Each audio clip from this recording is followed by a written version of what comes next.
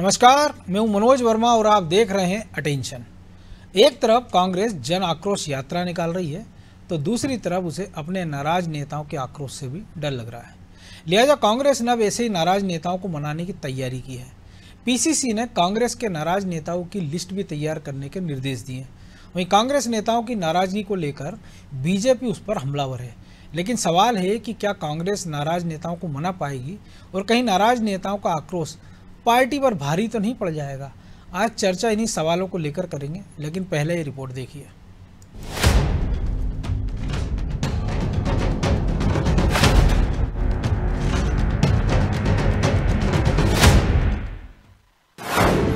रूठों को मनाएगी कांग्रेस, नाराज नेताओं की लिस्ट होगी तैयार।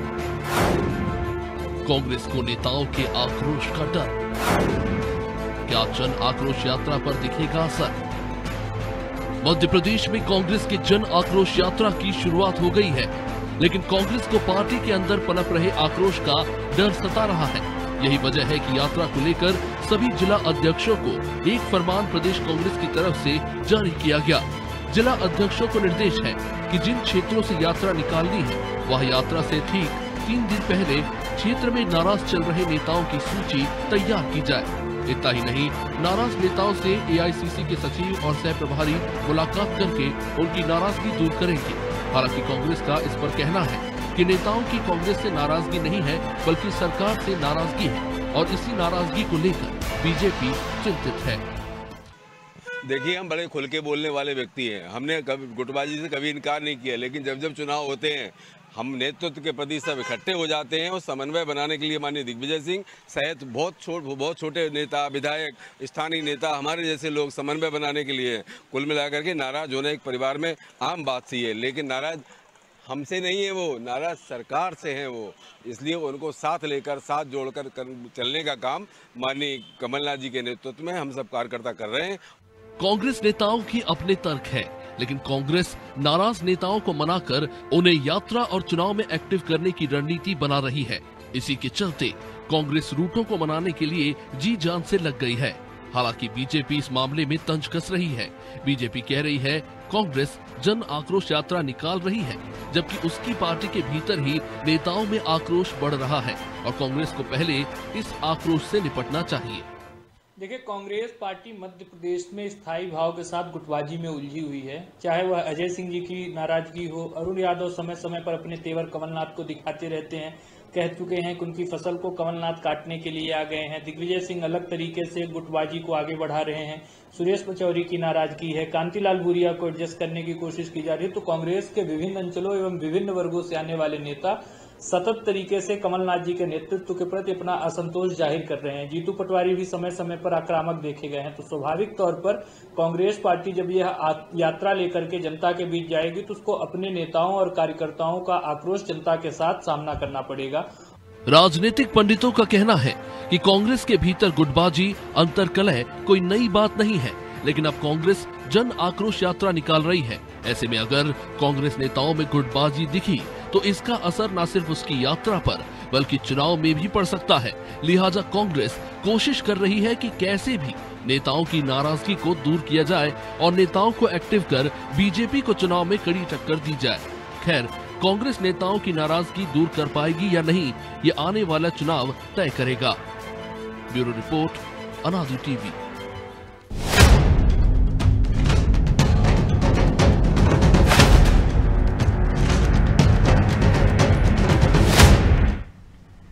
तो इसी मुद्दे पर चर्चा करने के लिए हमारे साथ जुड़ गए हैं वरिष्ठ पत्रकार सुरेश शर्मा और हमारे सहयोगी ब्रजेश चौक से। वो स्वागत है शर्मा जी आपका अनादि टीवी में। तो कांग्रेस की जनाक्रोश यात्रा आज से शुरू भी हो गई है, 7 नेताओं को जिम्मा दिया गया है, लेकिन सवाल इस बात को भी लेके उठ रहे हैं कि जो खुद अपनी पार्टी के अंदर असंतोष के चेहरे बन गए थे उन्हें जनाक्रोश का चेहरा बनाया गया है। तो क्या रणनीति देख रहे हैं कांग्रेस की, या कोई गलतफहमी है, रणनीति है या आत्मघाती कदम?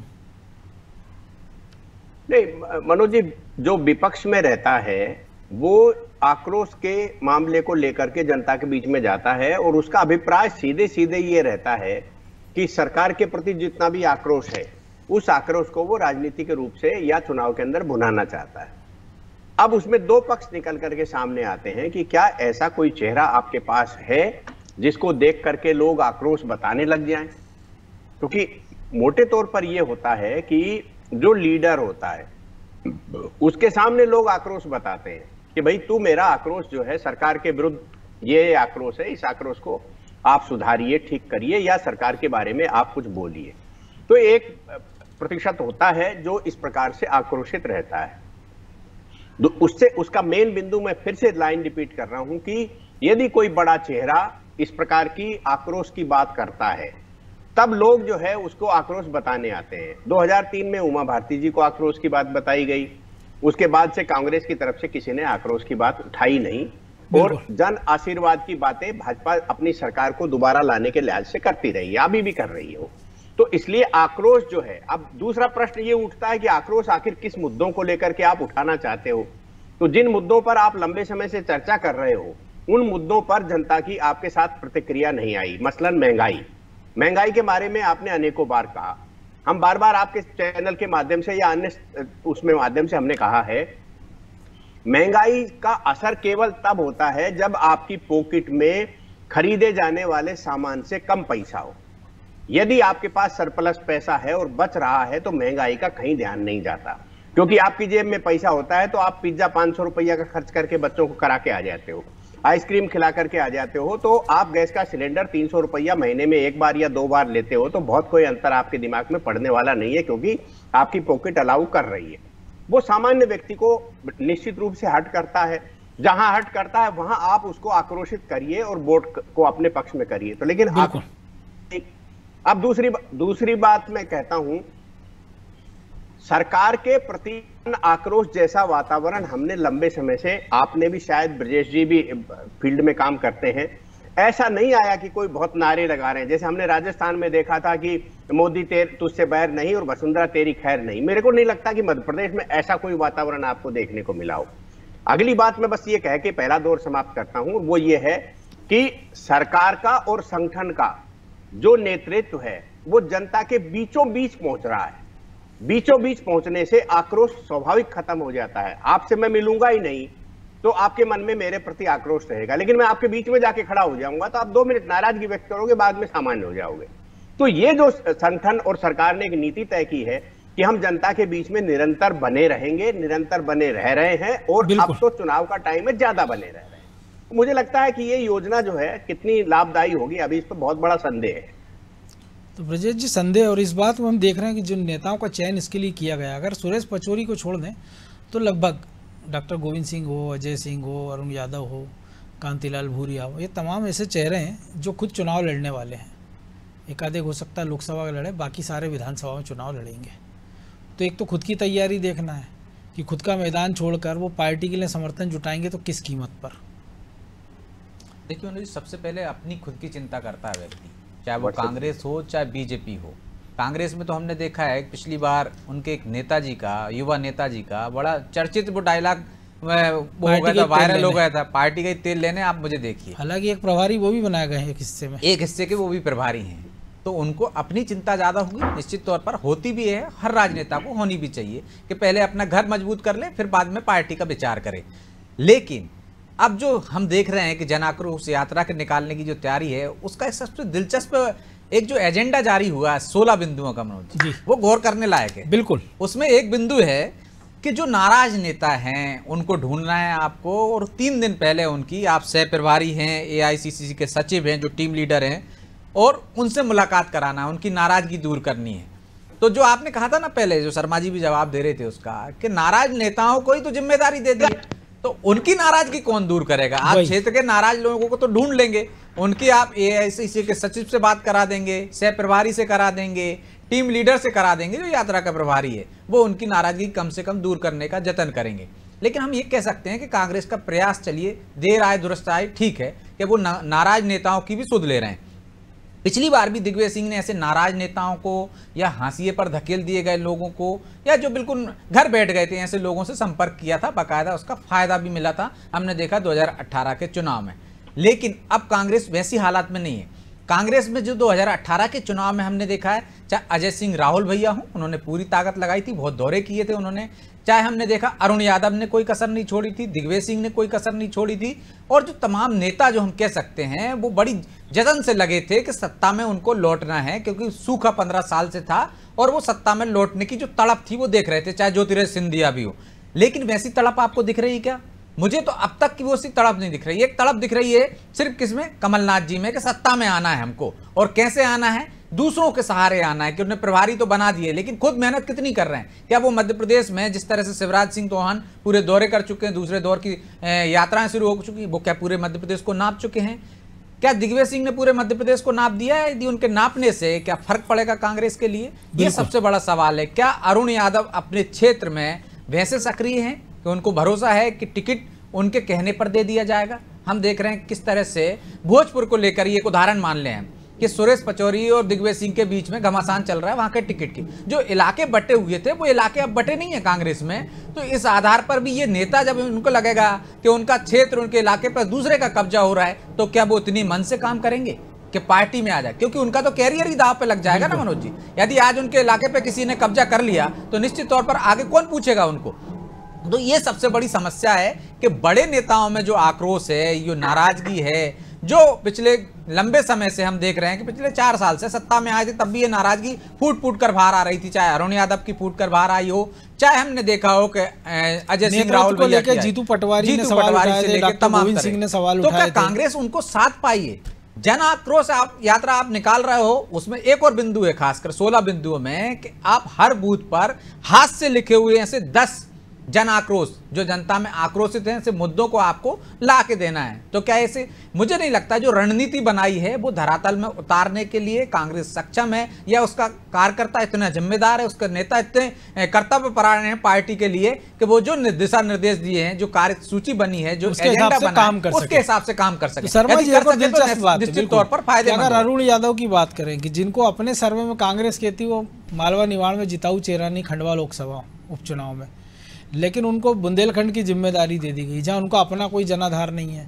सुरेश पचौरी सामंजस्य वाले माने जाते हैं, लेकिन उनके जो यात्रा का प्रभार है उसमें छिंदवाड़ा भी एक हिस्सा है, जिसके सातों के सातों कांग्रेस के विधायक हैं, सांसद नकुल नाथ हैं, कमलनाथ वहाँ से नेतृत्व करते हैं। तो वहाँ किसके प्रति आक्रोश होगा, जिसको जनाक्रोश का नाम देंगे सुरेश पचौरी? ये भी एक सवाल है बड़ा दिलचस्प। हम बिंद की बात करें, अजय सिंह की, तो ब्राह्मण नेता वहाँ कोई दिख नहीं रहा कांग्रेस में, क्योंकि ठाकुर ब्राह्मण बहुल राजनीति है। और जो ग्वालियर चंबल के ठाकुर नेता हैं डॉक्टर गोविंद सिंह, वो ब्राह्मण थाना प्रभारियों के पीछे लट्ठ लिए घूम रहे हैं। बिल्कुल बात यही है। इन बातों से तो एक नई बात और निकल के आ रही है कि आक्रोश आप सरकार का बताने दिखाने जा रहे हो या आप अपनी पार्टी का बताने दिखाने जा रहे हो। यहाँ तो ये लग रहा है कि कौन किसके विरुद्ध खड़ा है, कौन किसके पक्ष में खड़ा है। यही आक्रोश पहले तो शांत हो जाए, जनता के बीच में तो तब जाया जाता है। लेकिन क्या हुआ मनोज जी, मुझे एक चीज समझ में आई कि कांग्रेस के दिमाग में ये आया कि भाजपा वाले तो तीसरी यात्रा निकालने की तैयारी कर रहे हैं और हम तो पहली भी नहीं निकाल पाए, तो जनता के बीच में जाएं तो तभी ने तो कुछ मिलेगा। इसलिए मुद्दा कुछ भी हो, नाम कुछ भी दिया जाए, ये केवल घर से बाहर निकलने की इनकी एक योजना है। और इस योजना से मेरे को अभी जो लग रहा है, ऐसा तो नहीं जिनको प्रभारी बना दिया उनको उनके घर से बाहर निकालने की योजना है कि पहले तुम अपना घर छोड़ के बाहर निकलो, फिर बाकी का बाद में देखेंगे। मोटे तौर पर आप देखिए, कैलाश विजयवर्गीय जी को मालवा दिया है, नरेंद्र सिंह तोमर जी और ज्योतिरादित्य सिंधिया जी को जो है भाजपा ने चंबल ग्वालियर दिया है। बीडी शर्मा जी चूंकि प्रदेश अध्यक्ष तो सारे क्षेत्रों में जा रहे हैं। जिन जिन को क्षेत्र हैं प्रभाव के, उनके अंदर भेजा जाता है। अब यहाँ ये तो नई रणनीति है कि आप दूसरे क्षेत्र में जाइए और आक्रोश पैदा करिए। तो आक्रोश कहाँ से पैदा करोगे जब आपको कोई जानता ही नहीं? तो इसलिए नाराजगी सरकार के प्रति जागृत नहीं। तो छिंदवाड़ा में सुरेश पचौरी क्या करेंगे, ये भी एक सवाल दिलचस्प है। नहीं, सुरेश पचौरी जी तो वहां भी कुछ नहीं कर पाए जहां वो पैदा हुए थे। सर पंचायत का चुनाव नहीं जीते वो आदमी, तो वो तो कहीं कुछ नहीं कर पाए, ये तो सबको न मालूम है। वो कौन सा इसलिए उनको ऐसी जगह भेज दिया होगा जहाँ करने की जरूरत ही नहीं है। कमलनाथ जी का नाम ही पर्याप्त नहीं है। वो संतुष्ट हो जाएंगे कि कमलनाथ जी ने देखो मुझे अपना क्षेत्र दिया, मतलब एक अपना आदमी तो विश्वसनीय को दिया जाता है ना, तो उनके दिमाग में ये होगी कि एक विश्वसनीय तो मान लिया कमलनाथ जी ने मुझे। आज की इस उम्र में जाकर कई बार ऐसा भी होता है ना, जिसपे आपको बहुत ज्यादा शंका, उसको आप बहुत नजदीक रखते हैं ताकि उसकी गतिविधि पे नजर रहे।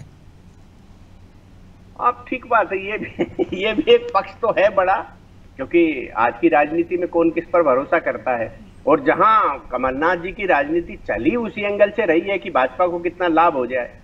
तो ये आप देखिए, भूपेश बघेल जी भी वही राजनीति कर रहे हैं, कमलनाथ जी भी वही राजनीति कर रहे हैं। और अब आप देखिए आज का जो सरकमस्टांसेस हुआ है, उस सरकमस्टांसेस के जो सेंट्रल में हुआ है, उस सरकमस्टांसेस के बाद जो है आप अपनी यात्राएं निकालते रहिए। यात्राओं में अब क्या रखा है, पूरे देश को मालूम चल गया कि क्या होने वाला आने वाले समय में। तो ये तो एक मास्टर स्ट्रोक हो गया ना आज।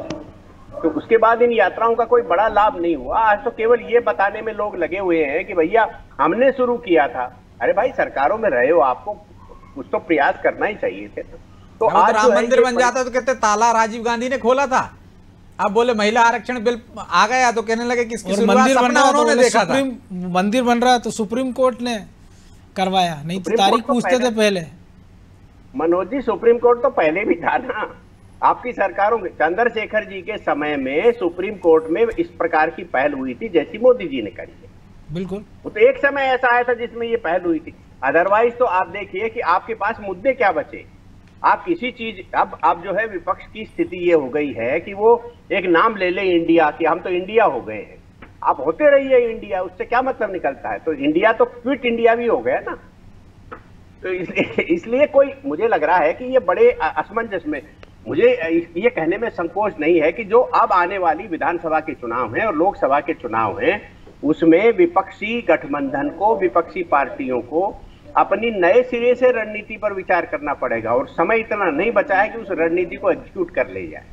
तो इसलिए बड़ा अजीब सी स्थिति निर्मित हो गई है आज के बाद। तो संकट ये भी है ब्रजेश जी, रणनीति का भी है कि रणनीति बना भी लेंगे तो एग्जीक्यूट कैसे करेंगे, और रणनीति क्या होना चाहिए। क्योंकि एक जिस मुद्दे के साथ आप जा रहे हो उसको आप आक्रोश दे नहीं पा रहे हो जनता के बीच में। महिला आरक्षण बिल अलग आ गया है। देखिए मनोज जी, रणनीति बनाने और उसका क्रियान्वयन कराने में बड़ा अंतर है। आप रणनीति तो बंद कमरे में बैठ के कुछ भी बना लोगे आप, लेकिन उसको जमीन पर कैसे उतारोगे, उसका पालन कैसे कराओगे जब आपके पास संगठन नहीं हो, वैसे नेता नहीं हो जिनकी अपील जनता में होती हो, जिनकी बात जनता मानती हो। आप देखिए कि यदि वो रणनीति बनाते हैं तो उनकी रणनीति किस तरह से पंचर हो जाती है, क्योंकि कोई रणनीति बनी नहीं है उसको किस तरह से उसको आगे उसका क्रियान्वयन कराना है। वो कहते हैं नारी सम्मान योजना, वो जितने एजेंडे लाते हैं सब पंचर हो जाते हैं। जो मुद्दे चुनाव में जब जाना चाहिए, जो मुद्दे उनके फायदेमंद हो सकते हैं, उससे पहले ही पंचर हो जाते हैं। अब देखिए आप, वो जो इंडिया गठबंधन बनाया उनने, वो गठबंधन के बाद किस तरह से उनकी जो रणनीतियां सामने आ रही हैं, एक के बाद एक पंचर होती जा रही। तो उनका कोई रणनीति बनाने का, और दूसरी तरफ देखिए आप मोदी सरकार की, कि वो कब क्या कर जाती है, चौंक जाते हैं लोग। तो जब चौंक जाते हैं तो सरकार के चौंकाने वाले निर्णय उसके फेवर में चले जाते हैं, विपक्ष हाथ धरे रह जाता है। यदि कल एक ट्वीट नहीं होता तो आज तो विपक्ष को पता ही नहीं होता कि उसको बोलना क्या है सदन में जाके। बिल्कुल, यदि सत्ता पक्ष से एक गलती हो गई, उसकी वजह से उसने थोड़ी बहुत तैयारी कर ली तो श्रेय भी लेने लगे, नहीं तो भौचक के रह जाते कि क्या हो गया, हमें तो उसका पता ही नहीं था। तो फिर जवाब क्या देते, तैयारी नहीं होती, क्योंकि उनको अपनी। लेकिन ये भी सच है ना कि चौकता वही है जो नींद में हो। जो जागा हुआ आदमी कभी नहीं चौकता, आप उसको चौंका नहीं सकते, डरा नहीं सकते। तो इसलिए तो जनता उनको चौंका देती है। यदि वो नींद में ही है, सही कहा आपने, यदि वो जागृत होते तो जनता के बीच में जाते, जनता के मुद्दे क्या है, जनता की नब्ज क्या है, उसकी तकलीफ क्या है, उसमें सुख दुख में साथ होते, उसके बीच में बैठते, तो फिर उनको चौंकना नहीं पड़ता। वो जाते, उनके पक्ष में बात करते, माहौल बनाते, तो जन आक्रोश यात्रा निकालने की आपको जरूरत नहीं पड़ती। जन आक्रोश तो है, लेकिन आप अपने पक्ष में कैसे भुना पाए उसको, ये निश्चित तौर पर वो रणनीति नहीं बना पा रहे हैं, उस पर अमल नहीं कर पा रहे हैं। और जो सत्ता पक्ष हम देखते हैं कि उसको लगता है कि थोड़ी बहुत भी नाराजगी है, जन आक्रोश है, तो वो किस तरह से उसको शांत कर देता है। यदि एक उदाहरण की देखें जिसको मुद्दा बनाने की कोशिश की, पेशाब कांड की, सीधी वाले की, आप देखिए जन आक्रोश पनप सकता था, नाराजगी हो सकती थी, किस तरह से उसको शांत कर दिया, एक तरह से संतुष्ट कर दिया कि हाँ, जो गलती एक व्यक्ति ने कही वो पार्टी की पूरी गलती नहीं हो सकती। तो कांग्रेस वो काम क्यों नहीं कर पाती, क्योंकि उसके पास संगठन नहीं है, उसके नेता गुटों में बटे हुए हैं, उसके कार्यकर्ता नेताओं के पीछे होते हैं, संगठन में नहीं होते, पार्टी के पीछे नहीं होते। इस वजह से पार्टी की लाइन आगे नहीं बढ़ पाती। आप लाख यात्राएं निकाल लीजिए, निश्चित तौर पर ये यात्राएं मुझे लगता है और गुटबाजी बढ़ाने वाली होंगी। जब एक नेता के क्षेत्र में दूसरा नेता जाएगा, अपने समर्थकों को बढ़ावा देगा, वहां पे एक नई वो राजनीति करेगा, तो आप, मुझे लगता है कि गुटबाजी उससे बढ़ेगी और ये कांग्रेस के लिए नुकसानदायक होगी। इससे बेहतर होता जो बीजेपी ने रणनीति अपनाई थी, वही रणनीति अपनाते, अपने अपने क्षेत्रों में जिम्मेदारी देते, तो उन पर एक दबाव रहता कि आपका क्षेत्र है, आपको बेहतर करने की कोशिश करनी चाहिए, बेहतर करके देना चाहिए। लेकिन उस क्षेत्र में अगर वो अपने समर्थकों के लिए टिकट मांगते और टिकट नहीं मिलता तो भी एक संकट था ना। इससे बेहतर तो यही कि उनके सामने भी एक यक्ष प्रश्न नहीं रहेगा कि समर्थक को कैसे टिकट दिखाऊं, मेरे तो हाथ में नहीं था, मुझे तो वहाँ भेज दिया था।